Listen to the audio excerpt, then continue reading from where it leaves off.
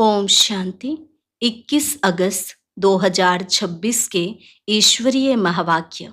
पहले सुनते हैं मुरली के मुख्य पॉइंट्स। बाबा ने कहा, यहाँ मेल फीमेल की दृष्टि नहीं रहती। तुम सब बच्चे बेहद के बाप से वर्षा ले रहे हो। जो जितना पुरुषार्थ करेंगे उतना ऊंच पद पाएंगे। तुम बच्चों को कोई भी प्रकार का संशय नहीं आना चाहिए। जितना हो सके ज्ञान रत्नों से झोली भरनी है। जो जितना प्रीत बुद्धि होंगे उतना ऊंच पद पाएंगे। फिर बाबा ने कहा, अगर माया घड़ी घड़ी तुमको बाप की याद भुला देती है तो इसके लिए उपाय रचना चाहिए। जब तक जीना है पुरुषार्थ करना है, ज्ञान अमृत पीते रहना है। आत्मा को याद रूपी योग अग्नि से पवित्र बनाना है। यादगार में दिखाते हैं ना, सीता आग से पार हुई। लास्ट में बाबा ने कहा, एक मैं ही मीठी सक्रीन हूं। अब तुम भी और सब बातें छोड़ बहुत मीठी सक्रीन हो जाओ। सबको यही बताओ, सुख धाम स्थापन करने वाला बाप आया हुआ है। उनसे सुख का वर्षा ले लो। शरीर का भान छोड़ अब देही अभिमानी बनते जाओ। और अब सुनते हैं महावाक्यों को विस्तार से। मुरली का सार। मीठे बच्चे, बाप मीठे से मीठी सक्रीन है, इसलिए और सब बातें छोड़ उस बाप को याद करो तो मीठी सक्रीन बन जाएंगे। प्रश्न, तुम बाप द्वारा श्रीमत लेकर अपने अंदर कौन से संस्कार भर रहे हो? उत्तर, भविष्य में बिगर वजीर सारे विश्व पर राज्य करने के। तुम यहाँ आए ही हो भविष्य राजधानी चलाने की श्रीमत लेने। बाप तुम्हें ऐसी श्रीमत दे देते जो आधा कल्प तक कोई की राय लेने की दरकार नहीं। राय उन्हें लेनी पड़ती जिनकी बुद्धि कमजोर हो। गीत, तुम ही हो माता पिता तुम ही हो। ओम शांति। मीठे मीठे रूहानी बच्चों ने गीत सुना। यह किसने कहा कि मीठे मीठे रूहानी बच्चे? जरूर रूहानी बाप ही कह सकते हैं। मीठे मीठे रूहानी बच्चे अभी सम्मुख बैठे हैं और बहुत ही प्यार से बाप समझा रहे हैं। अभी तुम जानते हो, सिवाय रूहानी बाप के सर्व को सुख शांति देने वाला व सर्व को दुखों से लिबरेट करने वाला दुनिया भर में और कोई नहीं है। इसलिए दुख में बाप को याद करते रहते हैं। तुम बच्चे सम्मुख बैठे हो, जानते हो बाबा हमको सुख धाम के लायक बना रहे हैं। सदा सुख धाम का मालिक बनाने वाले बाप के सम्मुख आए हैं। अभी समझते हैं सम्मुख सुनने और दूर रहकर सुनने में बहुत फर्क है। मधुबन में सम्मुख आते हो। मधुबन मशहूर है। मधुबन वृंदावन में उन्होंने श्री कृष्ण का चित्र दिखाया है, परंतु श्री कृष्ण तो है नहीं। यहाँ तो निराकार बाप तुम बच्चों से मिलते हैं। तुम्हें स्वयं को घड़ी घड़ी आत्मा निश्चय करना है। मैं आत्मा बाप से वर्षा ले रही हूँ। सारे कल्प में यह एक ही समय आता है। यह कल्प का सुहावना संगम युग है। इनका नाम रखा है पुरुषोत्तम। यही संगम युग है जिसमें सब मनुष्य मात्र उत्तम बनते हैं। अभी तो सभी मनुष्य मात्र की आत्मा तमो प्रधान है, जो फिर सतो प्रधान बनती है। सतो प्रधान है तो मनुष्य उत्तम होते हैं। तमो प्रधान होने से मनुष्य भी कनिष्ठ बनते हैं। तो आत्माओं को बाप बैठ सम्मुख समझाते हैं। सारा पार्ट आत्मा ही बजाती है, ना कि शरीर। आत्मा और शरीर जब दोनों का मेल होता है तो पार्ट बजता है। तुम्हारी बुद्धि में आ गया है कि हम आत्मा असल में निराकारी दुनिया व शांति धाम में रहने वाली हैं। ये किसको भी पता नहीं है, न खुद समझ से न समझा सकते हैं। तुम्हारी बुद्धि का ताला अब खुला है। तुम समझते हो बरोबर आत्माएं परम धाम में रहती हैं। वह है इनकॉर्पोरियल वर्ल्ड, यह है कॉर्पोरियल वर्ल्ड। यहाँ हम सब आत्माएं एक्टर्स पार्टधारी हैं। पहले पहले हम पार्ट बजाने आते हैं, फिर नंबरवार आते जाते हैं। सभी एक्टर्स इकट्ठे नहीं आ जाते, भिन्न भिन्न प्रकार के एक्टर्स आते जाते हैं। सब इकट्ठे तब होते हैं जब नाटक पूरा होता है। अभी तुमको पहचान मिली है। आत्मा असुल शांति धाम की रहवासी है, यहाँ आती है पार्ट बजाने। बाप सारा समय पार्ट बजाने नहीं आते, हम ही पार्ट बजाते बजाते तमो प्रधान बन जाते हैं। अभी तुम बच्चों को सम्मुख सुनने से बड़ा मजा आता है। इतना मजा मुरली पढ़ने से नहीं आता। यहाँ सम्मुख होना तो पहले सतयुगी आदि सनातन देवी देवता धर्म वाले ही आते हैं। तुम जानते हो कि भारत गॉड गॉडेस का स्थान था, अभी नहीं है। चित्र देखते हो तो थे जरूर।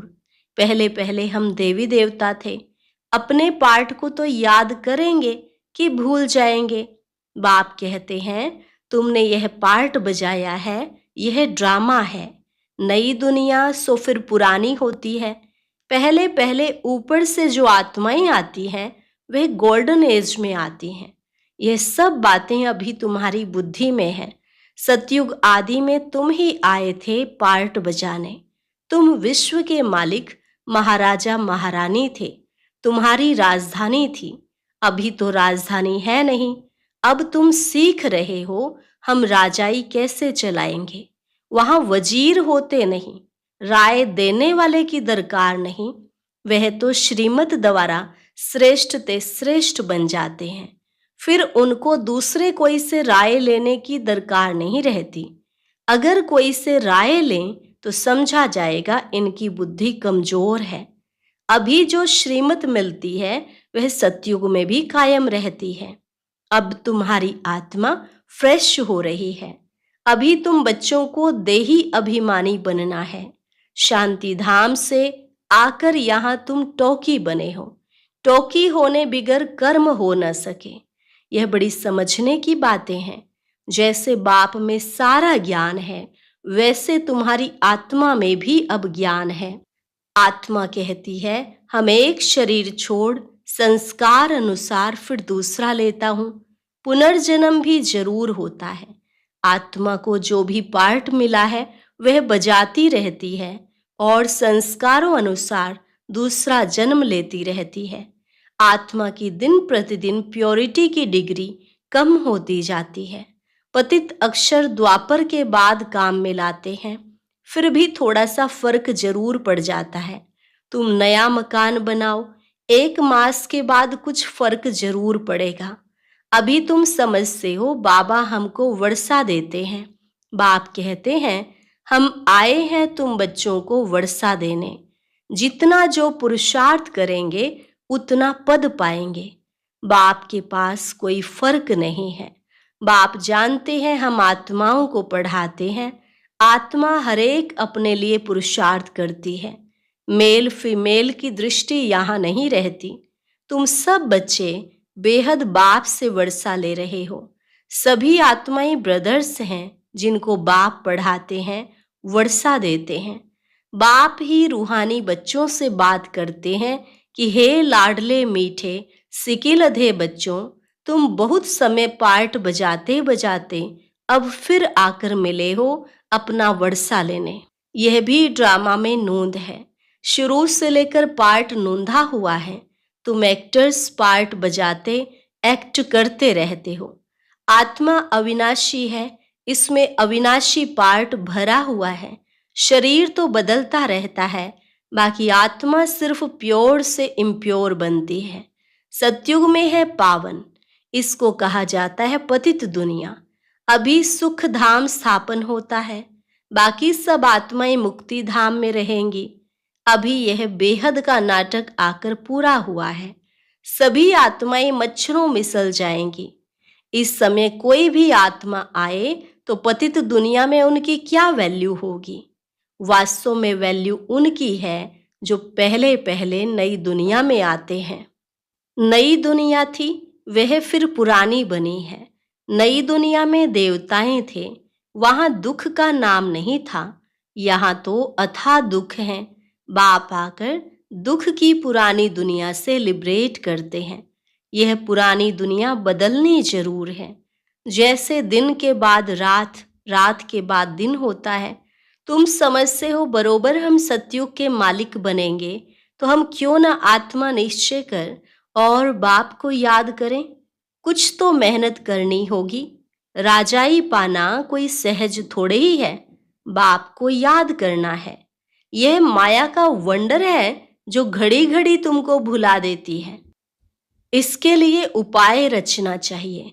ऐसे नहीं मेरा बनने से याद जम जाएगी, बाकी पुरुषार्थ क्या करेंगे। नहीं, जब तक जीना है पुरुषार्थ करना है, ज्ञान अमृत पीते रहना है। यह भी समझते हो हमारा यह अंतिम जन्म है। इस शरीर का भान छोड़ देही अभिमानी बनना है।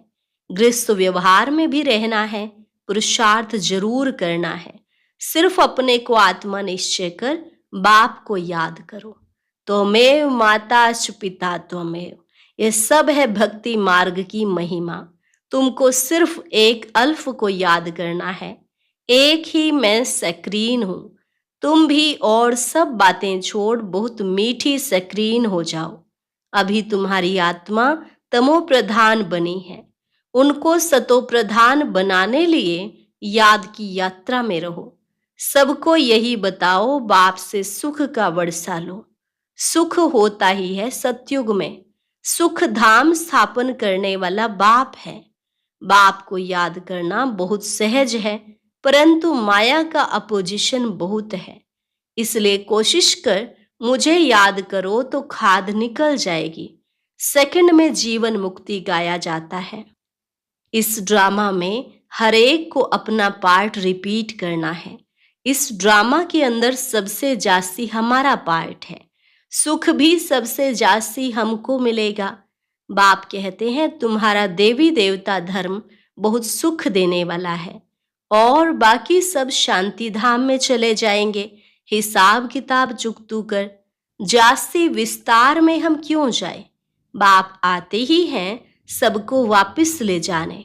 मच्छरों सदृश सबको ले जाते हैं। शरीर खत्म हो जाएंगे, बाकी आत्मा जो अविनाशी है वह हिसाब किताब चुकतू कर चली जाएगी। ऐसे नहीं कि आत्मा आग में पड़ने से पवित्र होगी। आत्मा को याद रूपी योग से ही पवित्र होना है। योग की अग्नि है यह। उन्होंने फिर नाटक बैठ बनाए हैं। सीता आग से पार हुई। आग से कोई एक को थोड़े ही पार होना है। बाप समझाते हैं तुम सब सीताएं इस समय पतित हो, रावण के राज्य में हो। अब एक बाप की याद से तुमको पावन बनना है। राम एक ही है। अग्नि अक्षर सुनने से समझते हैं आग से पार हुई। कहाँ योग अग्नि, कहाँ वह। आत्मा परमात्मा से योग रखने से पतित से पावन होगी। रात दिन का फर्क है। आत्माएं सब सीताएं हैं। रावण की जेल में शोक वाटिका में है। यहाँ का सुख तो काग विष्टा मिसल है। स्वर्ग के सुख तो अथाह है। तो बच्चों को ज्ञान रत्नों से झोली भरनी चाहिए। कोई भी प्रकार का संशय नहीं आना चाहिए। देह अभिमान आने से फिर अनेक प्रकार के प्रश्न आदि उठते हैं। फिर बाप जो धंधा देते हैं वह करते नहीं हैं। मूल बात है हमको पतित से पावन बनना है। दूसरे कोई भी संकल्प उठाने की दरकार नहीं है। यह है पतित दुनिया, वह है पावन दुनिया। मुख्य बात ही है पावन बनने की। पावन कौन बनाएंगे यह कुछ भी पता नहीं। बोलो तुम पतित हो तो बिगड़ पड़ेंगे। अपने को विकारी कोई भी समझते नहीं। कहते हैं गृहस्थी तो सब थे। राम सीता लक्ष्मी नारायण को भी तो बच्चे थे ना। वहां भी तो बच्चे पैदा होते हैं। यह भूल गए हैं कि इसको वॉइसलेस वर्ड कहा जाता है। वह है शिवाल्य। बाप तुम बच्चों को कितनी युक्तियां बताते रहते हैं। यह तो बाप टीचर गुरु है जो सबको सदगति देते हैं। वह तो एक गुरु मर गया तो फिर बच्चे को गद्दी देंगे। अब वो कैसे सदगति में ले जाएंगे। सर्व का सदगति दाता है ही एक। रावण राज्य में है दुर्गति, राम राज्य में है सदगति। बाप सबको पावन बनाकर ले जाते हैं। फिर कोई फट से पतित नहीं बनते, नंबरवार उतरते हैं। सतो प्रधान से सतो रजो तमो। तुम्हारी बुद्धि में 84 का चक्र बैठा है। तुम जैसे अब लाइट हाउस हो। ज्ञान से इस चक्र को जान गए हो कि यह कैसे फिरता है। अब तुम बच्चों को और सबको रास्ता बताना है। तुम सब सेना हो, तुम पायलट हो, रास्ता बताने वाले। सबको बोलो अब शांति धाम सुख धाम को याद करो, कलयुग दुख धाम को भूल जाओ। हम आपको बहुत अच्छा रास्ता बताते हैं। पतित पावन एक ही निराकार बाप है, उनको याद करने से तुम पावन बन जाएंगे। तुम्हारी आत्मा पर जो कट चढ़ी हुई है वह उतरती जाएगी। भगवानुवाच मन मना भव। शिव भगवानुवाच विनाश काले विपरीत बुद्धि विनश्यन्ति। और विनाश काले परम पिता परमात्मा के साथ प्रीत बुद्धि विजयन्ति। तुम्हारी जितनी प्रीत बुद्धि होगी उतना ऊंच पद पाएंगे। देह अभिमान में आने से इतना ऊंच पद नहीं पा सकेंगे। अच्छा, मीठे मीठे सिकिलधे बच्चों प्रति माता पिता बाप दादा का याद प्यार और गुड मॉर्निंग। रूहानी बाप की रूहानी बच्चों को नमस्ते। रूहानी बच्चों की रूहानी बाप दादा को नमस्ते नमस्ते, गुड मॉर्निंग। शुक्रिया बाबा, शुक्रिया। धारणा के लिए मुख्य सार। ज्ञान रत्नों से अपनी झोली भरनी है। किसी भी प्रकार का संशय नहीं उठाना है। जितना हो सके बाप को याद करने का पुरुषार्थ कर पावन बनना है। बाकी प्रश्नों में नहीं जाना है। एक बाप से सच्ची प्रीत रख बाप समान मीठी स्क्रीन बनना है। वरदान, सदा ज्ञान सूर्य के सम्मुख रहने वाले अंतर्मुखी स्वमानधारी भव। सदा ज्ञान सूर्य के सम्मुख रहने वाले अंतर्मुखी स्वमानधारी भव। जैसे सूर्य के सामने देखने से सूर्य की किरणें अवश्य आती हैं, ऐसे जो बच्चे ज्ञान सूर्य बाप के सदा सम्मुख रहते हैं वो ज्ञान सूर्य के सर्व गुणों की किरणें स्वयं में अनुभव करते हैं।